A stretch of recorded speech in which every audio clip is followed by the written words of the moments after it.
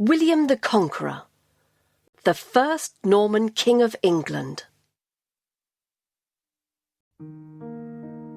I was 8 years old when my father died. My life was in danger, and I had to learn to fight. When I invaded England, I was a very brave man. I conquered the whole country and kept it safe from attacks. I was from Normandy, in the north of France, and my father was the Duke of Normandy. When my father died in 1035, the barons of Normandy didn't want me to rule because I was only 8 years old. Many barons wanted to kill me. For 10 years, my life was in danger. Finally, in 1045, I began to rule Normandy with the help of some priests. But a lot of barons were still against me. In 1047, a group of them tried to capture me.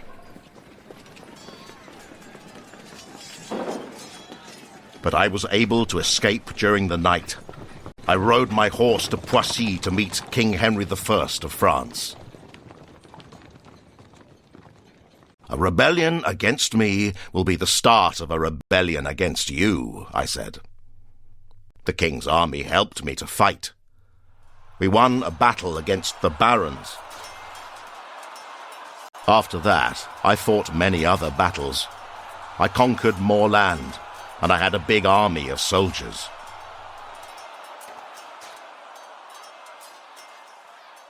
I visited England and met King Edward.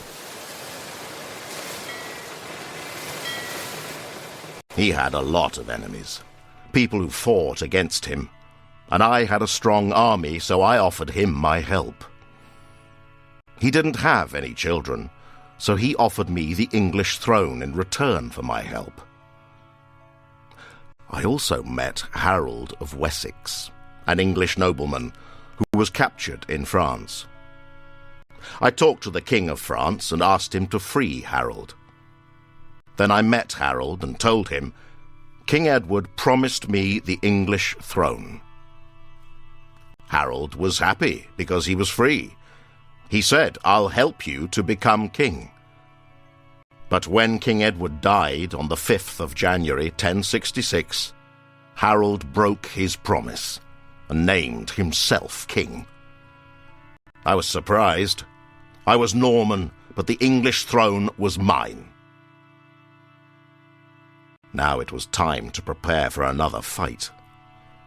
I wanted to invade England, and I had to plan my attack. I spent a lot of money on hundreds of new ships. I also trained a very large army of soldiers. In September 1066, my ships and soldiers were ready. We sailed across the English Channel on the 27th of September. The waves were high, but the winds were blowing in the right direction. It was a very dangerous journey, and we arrived at Pevensey Bay in the south of England on the 28th of September.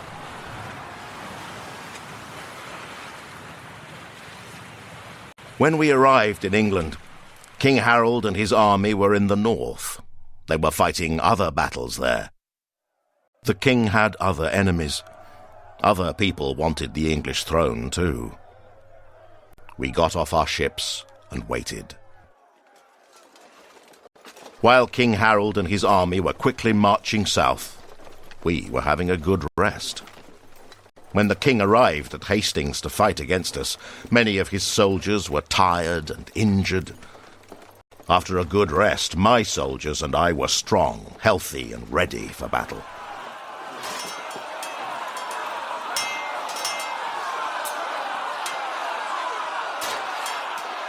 It was the 14th of October, 1066. King Harold and his army were in a better position because they were at the top of a hill. But they made a mistake when they decided to come down the hill to fight. Soon, we were in control, and King Harold was killed. I became the new King of England on the 25th of December, 1066. My new job wasn't easy. I wasn't very popular among the English people, and I had to stop several small rebellions, and I still had to conquer the rest of the country. First, I took control of Dover, a port in the south, and London. I decided to rule England from London. I needed a castle to protect my position, so we began to build the Tower of London. Then, I asked my brothers to rule my new land, and I went back to Normandy to see my family. When I returned to England, I conquered the west and then the north. In 1072, the whole country was mine. Soon there was a new way of life in England. There were Norman laws, and there was a new language, French. The Normans became the rulers. I gave them lands, and the English people worked in their lands. I built a lot of castles across the country. I needed them to protect the country against invaders. I also asked my people to collect information on the number of people in England, and the farms and animals that they had. All this information was written in the Domesday Book in 1085.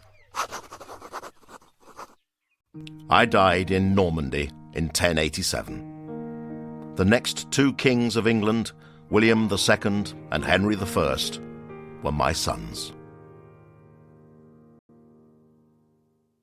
Saladin, the Muslim leader who fought against the Crusaders. I never lived in times of peace.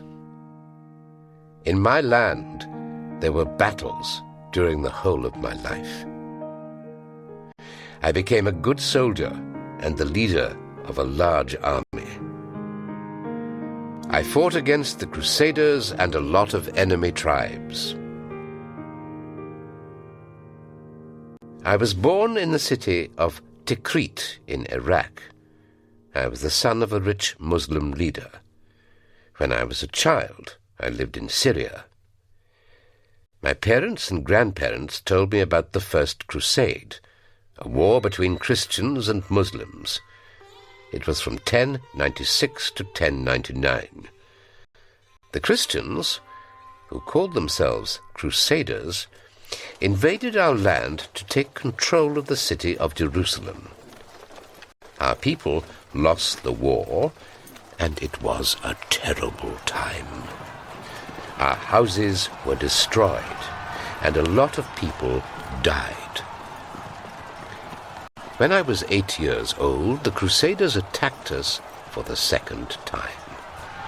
I saw a lot of people die. They fought for control of the city of Jerusalem.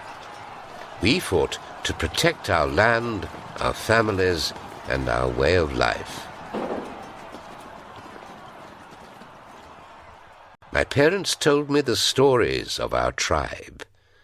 I learnt how to read and write, and I also learnt to ride horses. I wanted to be a great horse rider. If I could ride a horse, I could save my life. Soldiers fought battles on horses, and battles were part of our life. We didn't only fight the Crusaders, we also fought enemy tribes.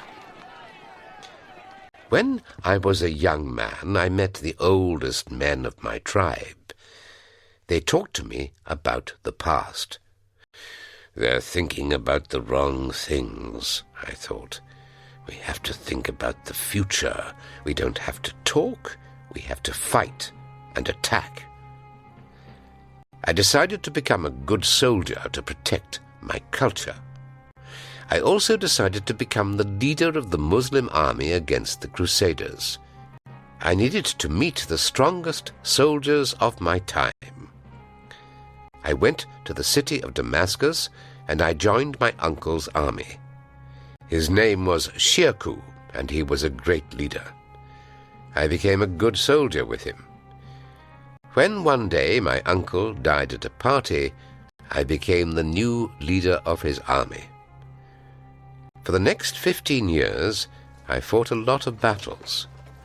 Some of them were against the Crusaders, others were against enemy tribes. We lost some battles, and we won many others. The battles were hard. We lost many good men, but we also conquered a lot of land. We could never rest because we always had to prepare for new attacks. More men joined my army, and I trained them well. I took control of Egypt, Libya, Palestine, Yemen, Gaza, Damascus, and Syria. I also became a sultan. The Muslim empire grew into a very big empire. I wanted to conquer Jerusalem, to take it from the Crusaders. But the Crusaders were our worst enemy. They were very strong, and they had a very big army.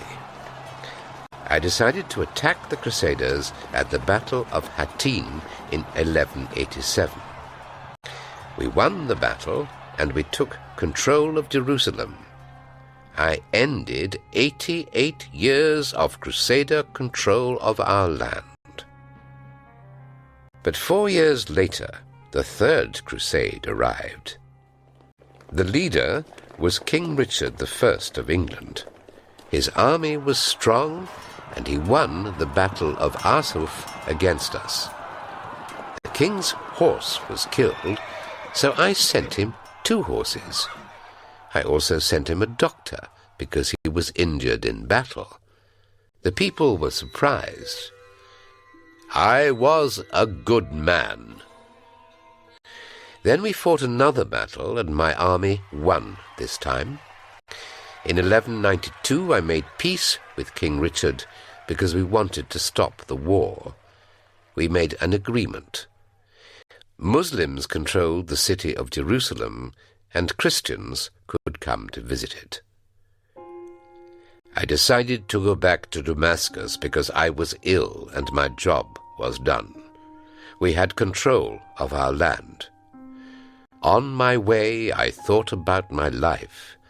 I asked myself, will the Crusaders come back? And my answer was, they will come back. There will be more wars. It was so sad. I prayed for peace. In 1193, I was 56 years old when I died. Genghis Khan, the leader of the Mongolian Empire. When I was born, my parents called me Temujin. But later in my life, my tribe changed my name to Genghis Khan. My new name meant universal ruler. It was a good name for a man who conquered so much land. I was born in Asia, around the year 1155. We were a Mongolian tribe, and our life was very hard because we lived in desert land. We were nomads. We moved from place to place to find food and water. We also fought for land and stole animals from other tribes. When I was a child, my father was the leader of our tribe. He was a soldier, and he trained me for war. You had to be a good soldier to stay alive in our times. My mother gave me hard jobs. She asked me to cut wood and carry heavy things from one place to another. In the Mongolian Kentia Mountains, winters were very long and cold, and summers were very hot and dry. Both my parents and the mountains helped me to grow into a strong man. When I was 9 years old, my father took me to the Ongerat tribe to arrange my marriage with a young girl named Borta. On our way back home, we were attacked by the Tartars, an enemy tribe, and my father died. I was very young to become a leader, So my tribe chose another man. Now my family didn't have a tribe. We became very poor, and I tried to help my mother. But our situation was very bad. Things didn't get better when my mother decided to marry a man who had sons.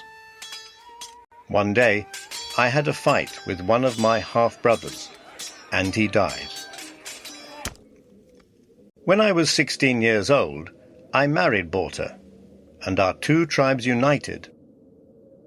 I was a strong soldier, and I wanted to protect my family and my tribe. We hoped for times of peace, but soon we were attacked by the Merkit tribe. They killed many of our people, and also took my wife. I was able to escape, and I decided to take revenge. I planned our attack very carefully. I was so angry that I ordered my soldiers to kill every Merkit man. Our attack was successful, and I freed my wife.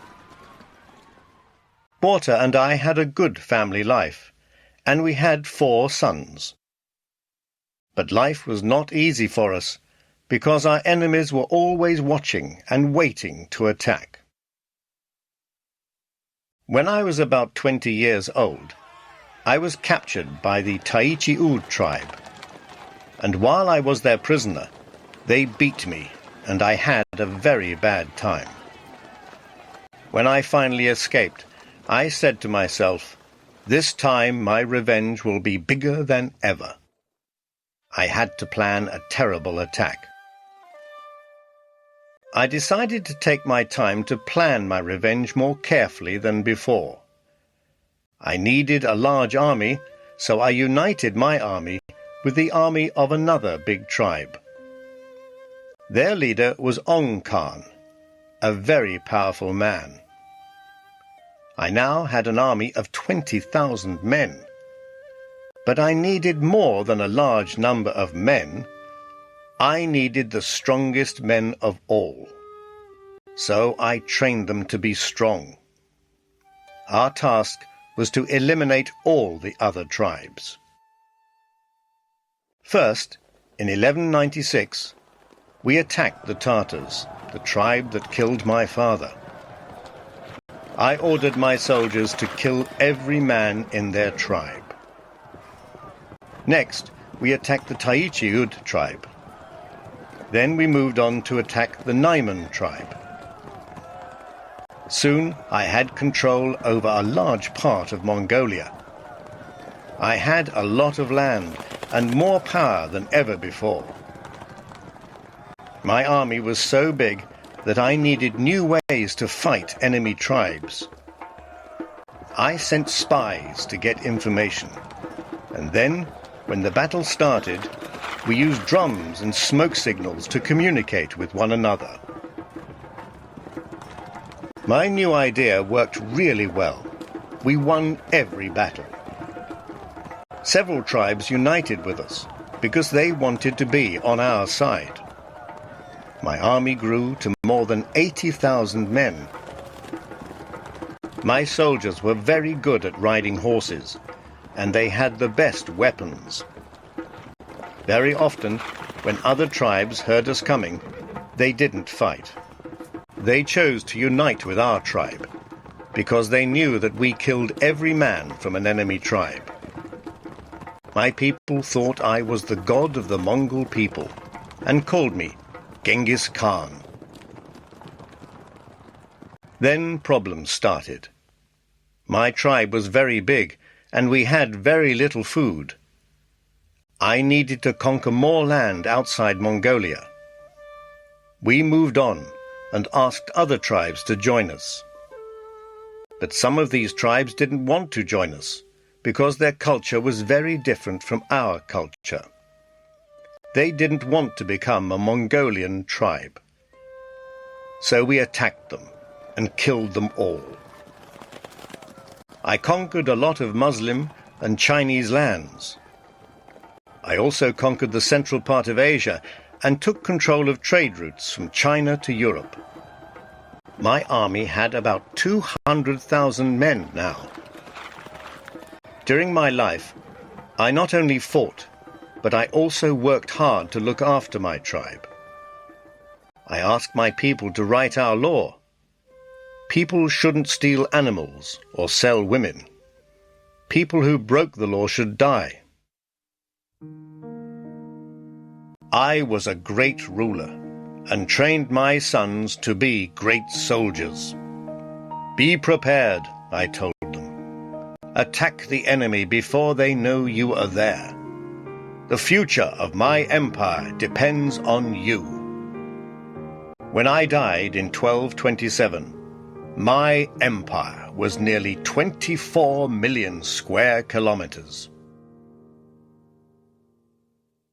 Catherine the Great, the woman who turned Russia into an empire. I was not Russian. I did not speak Russian, and I did not belong to the Russian Orthodox Church. I also had the wrong name, but I became the Empress of Russia and ruled the country for more than 30 years. I was called Sophia Friederica Augusta when I was born in 1729. I was 16 years old when I got married to my cousin, Peter, the heir to the Russian throne. My marriage was arranged by Elizabeth, the Empress of Russia. The Empress was a strong woman who ruled Russia alone. She wasn't married, and she didn't have any children. So she decided to find an heir to the throne. She chose her nephew Peter as heir, and she chose me as his wife. We got married in St. Petersburg on the 21st of August, 1745. After the ceremony, there was a very big party. Everyone celebrated, and I thought, is there a true reason to celebrate? I didn't love my husband, and he didn't love me either. I didn't speak his language, so we couldn't talk to each other. I was born in Stettin, Prussia, and I spoke German. I didn't know a word of Russian.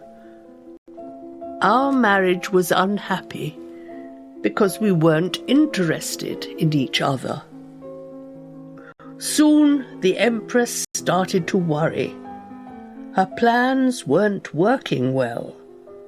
She wanted us to have a child, a new heir to the throne.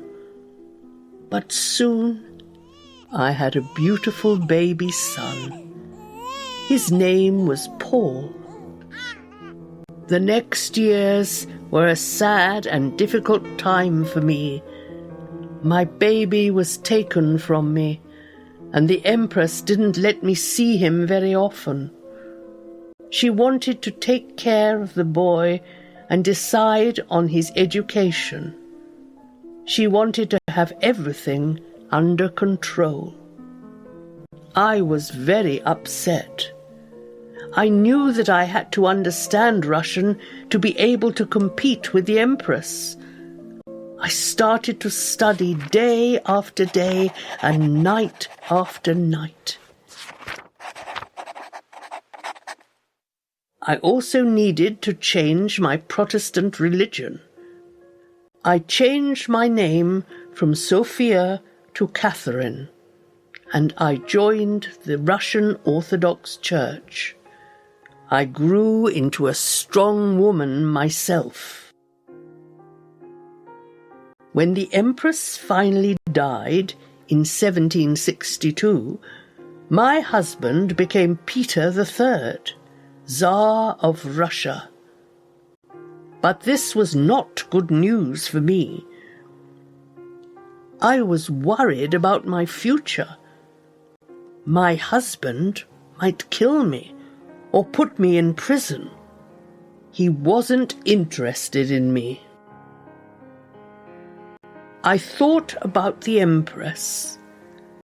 When she had a problem, she made a plan. So I made a plan with Prince Gregory Orloff, a man from the army with powerful friends. Soon Orloff and his men put my husband in prison and then killed him. I lied to the people. They thought that my husband died from a stomach illness. On the 22nd of September, 1762, I became the new Empress of Russia. I was 33 years old. I was a young woman with a lot of power. Prince Orloff asked me to marry him, but I didn't love him, and I didn't need a husband. I wanted to become a great ruler of Russia. I was interested in art and education. I opened many schools, and St. Petersburg became a center of culture.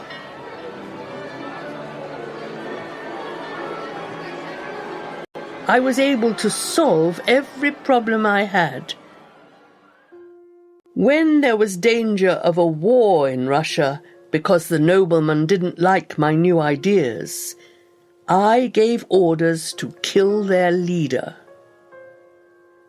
When our borders were in danger, I ordered the army to conquer new lands. Ukraine, Lithuania, Latvia, Belarus, Crimea and Poland became part of Russia. The country became a big empire. I didn't rule Russia alone. In 1774, Grigory Potyomkin became my advisor. For 17 years, he helped me to make decisions, and he was the leader of the army. I also got help from a lot of other people. People were happy to help me, because when I asked for a favor, I always gave something in return. I was the Empress of Russia for 34 years. I improved the living conditions in my country and turned it into a big empire. I was a great ruler. I changed my name from Sophia to Catherine. Then people changed it to Catherine the Great. Abraham Lincoln, the United States President who stopped slavery. I was born in a one-room house and had very little education as a child. To educate myself, I read the life of George Washington, the Bible, and plays by Shakespeare. I became president of the USA and freed more than 3 million slaves. I lived with my parents on a farm in the state of Kentucky. Our house was a small cabin with one room. My parents had little education, but taught me some of the most important things in life.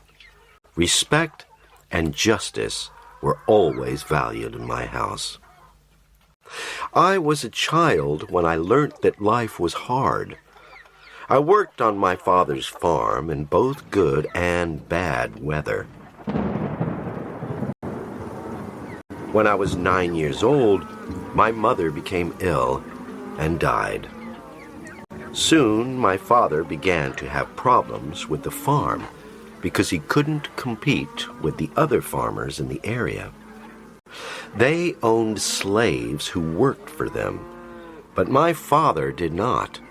He thought that it was wrong to own slaves and that every man should be free. My father decided to start a new life, and he got married to Sarah Bush Johnston. It was the start of a new life for me, too. I became closer to Sarah than to my father. She was kind to me, and she became a good stepmother. When I was a young man, I decided to find a job. I went on a boat down the Sangamon River, and I got a job in New Salem in Illinois. My job was to take things down the river to New Orleans and sell them there. This was a great experience. I learned to communicate with people. Then the Black Hawk War started. It was a war against the Indians, and I joined the army. This was another important experience in my life. There must be a better way of solving problems, I thought. After the war, I decided to educate myself. I read The Life of George Washington, the Bible, and plays by Shakespeare. I was interested in the law and politics, and these books helped me develop my ideas. I also opened a shop in New Salem because I needed to make some money while I studied. When I became a lawyer in 1837, I stopped working in the store, and I started an office with William Herndon, a lawyer who was against slavery. I thought that the only way to stop slavery was with political action, so I decided to begin my political career. I began to work for the Illinois state legislature. In a legislature, laws are decided. I thought that life should be fair for everyone, and it was necessary to have the right laws. When I became leader of the Illinois Whig Party, I began to explain my views in public. I said that I wanted a government of the people, for the people, and by the people. I also said that slavery was not fair. A lot of people didn't share my views. One of them was my fiancé's father, Mr. Todd. He was a rich man who had a lot of slaves. However, Mary and I got married and later had 4 sons. In 1846, I was elected to the United States Congress. In Congress, people make the country's laws. In 1847, I started work as a lawyer again. It was a useful time because I talked to a lot of people and I learned about their problems. Then, in 1856, I joined the Republican Party and became its leader until, in 1860, I won an election and became president. It wasn't easy. When I became president, 7 southern states decided to form a new country, the Confederate States of America. The people who lived in these states had slaves.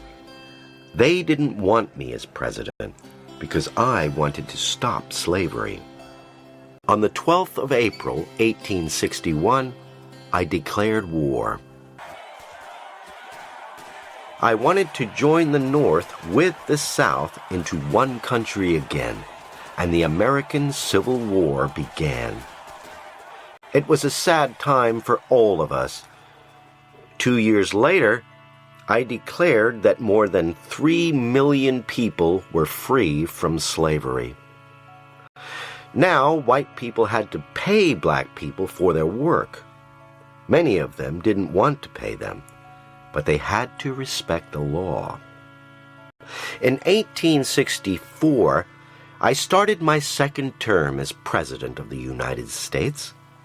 The war continued until the 9th of April, 1865. We paid a terrible price for the war.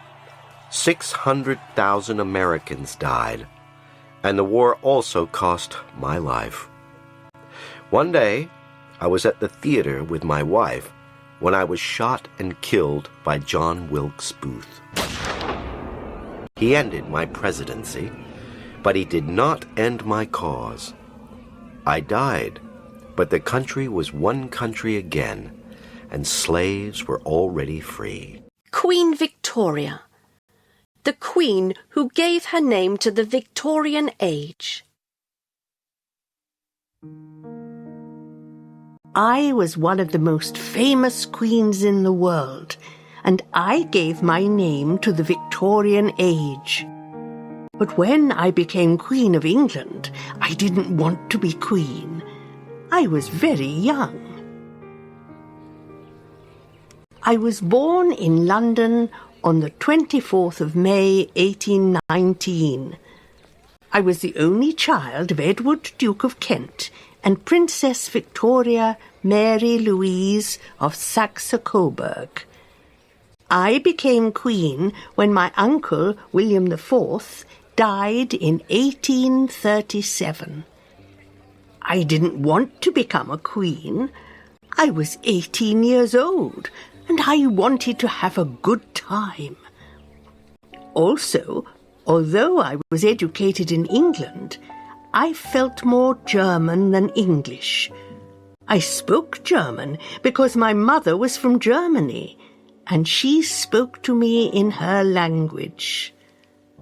My father was from England, but he died when I was only 8 months old.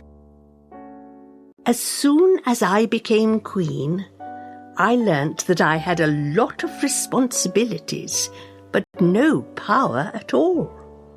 From the beginning, Lord Melbourne, the Prime Minister, told me, "Politics are not for kings or queens, they're for politicians."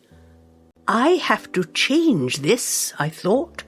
I'm the Queen of England and Scotland, and I want to make decisions. I want to choose the people who will work for me. Soon, several wives of politicians were working for me. In 1836, I met my German cousin, Albert of Saxe-Coburg and Gotha, and we got married 4 years later. Our marriage was arranged for us, but we loved each other. We could communicate easily because I could speak his language, and we got on really well. He gave me good advice on money matters, and we took decisions together. We worked as a team. Our problem was that we were very unpopular. I wasn't popular among politicians because I wanted to rule and make decisions. And my husband wasn't popular among the people because he wasn't British. We soon found out that we had a lot of enemies. People tried to kill us several times. One day, my husband and I were travelling on a coach when a man shot at us. His bullets didn't hit us, so we were not hurt. 2 years later, the same thing happened again. Then one day, another man tried to kill us, but luckily, he didn't have any bullets in his gun. This is a dangerous job, I thought. At the beginning of my reign, life for British people was very hard. In Ireland, thousands of people died because they had no food. In London, A lot of people didn't have a job, and there were a lot of beggars in the streets. I ruled during the Industrial Revolution. It was a time of technological advances. Factories started using new machines, and the world's first trains started carrying things from one place to another. Cities grew fast because people moved from the countryside to the city to find jobs in factories. But factory workers earned very little money, and they couldn't buy a place to live, so they lived in very bad conditions in old buildings. I lived in Buckingham Palace. It was a beautiful building in London. I enjoyed a happy family life with my husband and our 9 children, 5 daughters and 4 sons. But our palace wasn't only a home. It was an important meeting place too. Many kings and leaders from other countries came to visit us.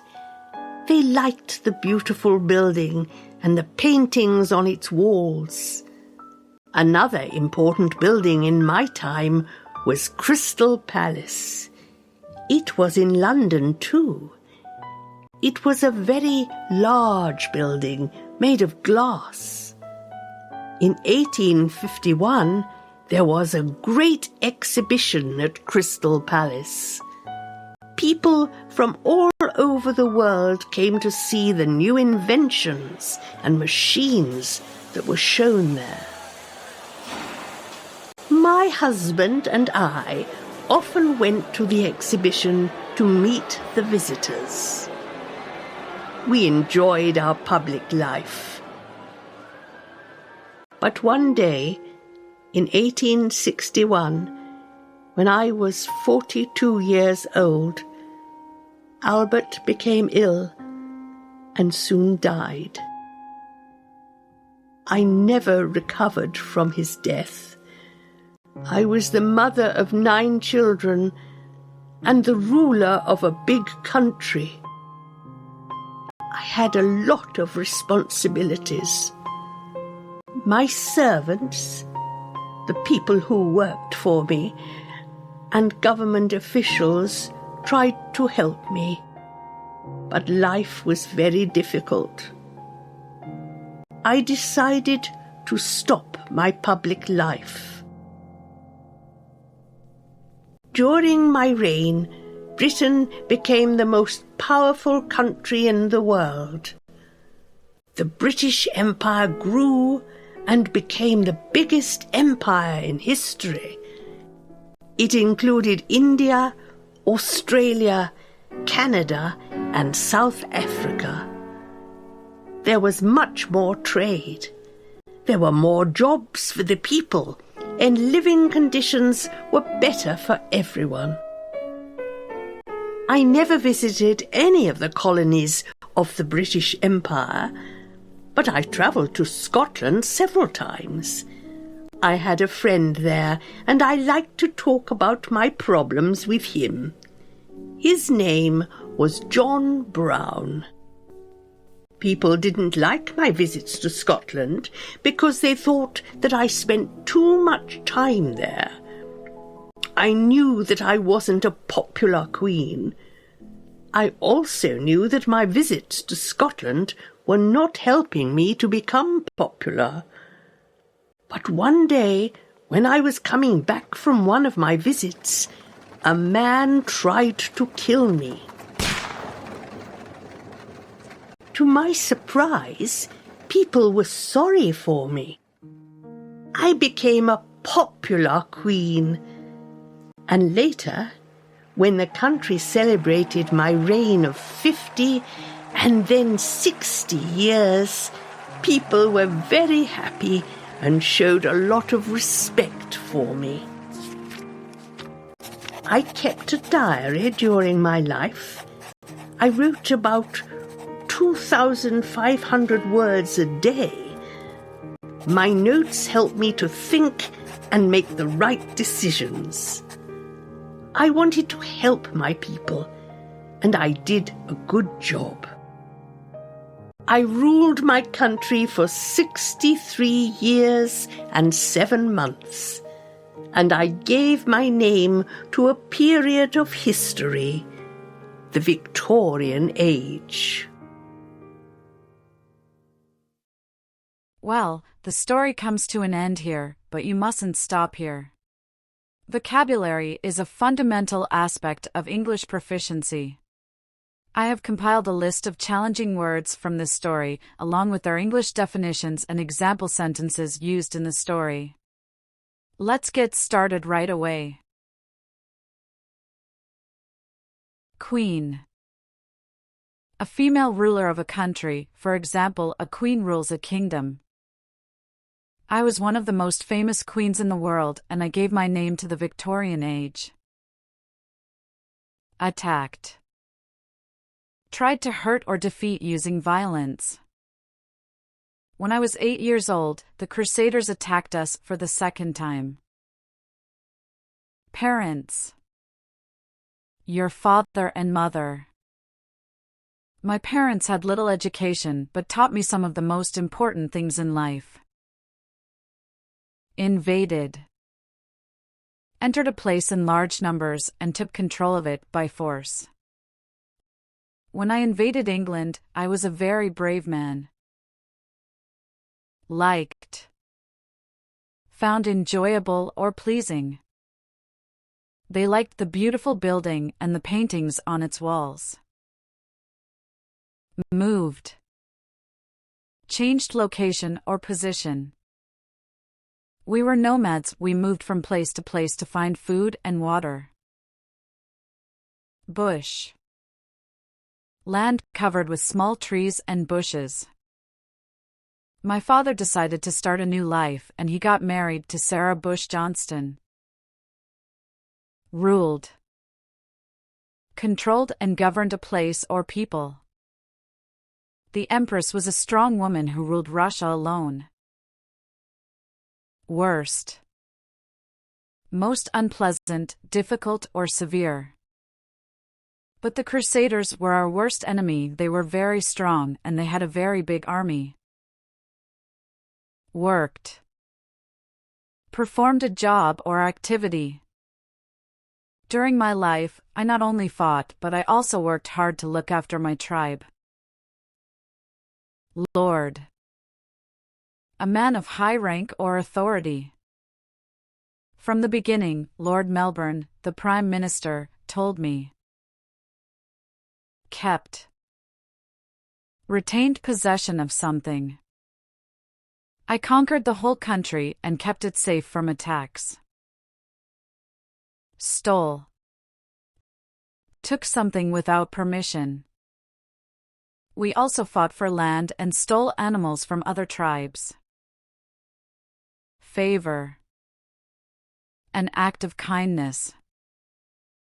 People were happy to help me because when I asked for a favor, I always gave something in return. Traveling. Moving from one place to another. One day, my husband and I were traveling on a coach when a man shot at us. Whig.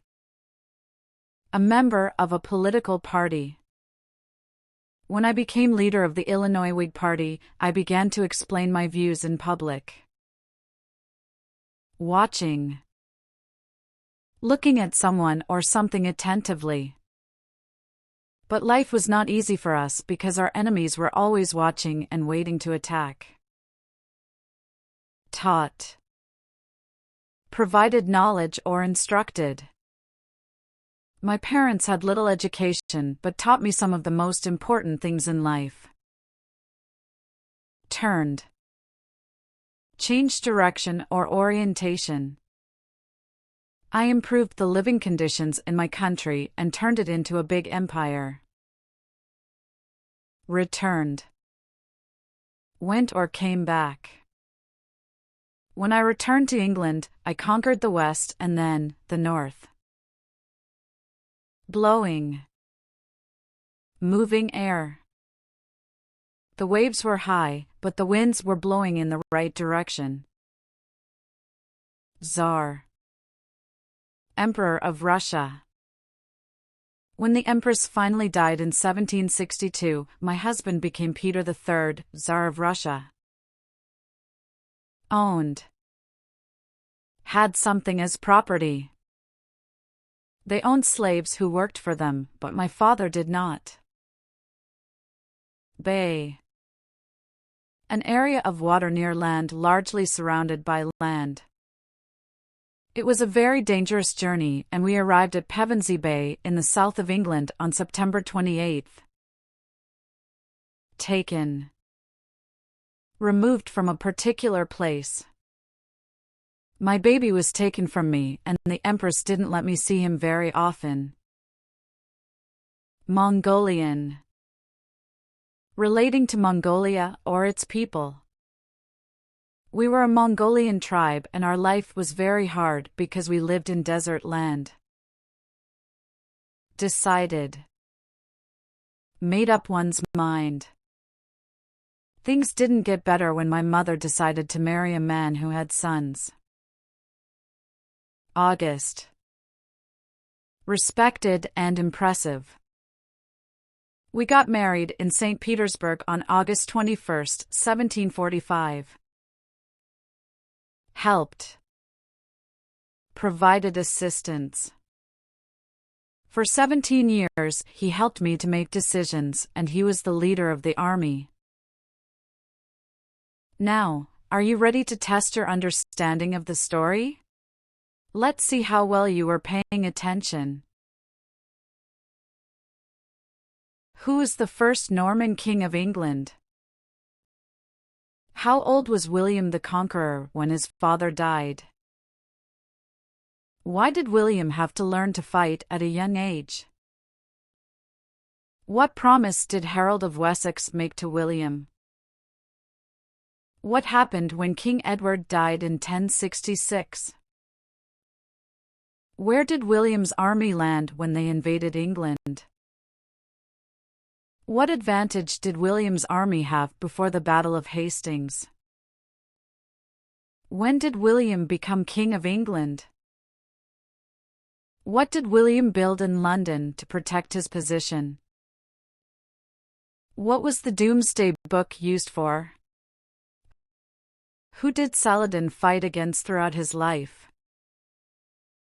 What important city did Saladin take control of from the Crusaders? Who was the leader of the Third Crusade against Saladin? What empire did Genghis Khan rule? How did Abraham Lincoln die?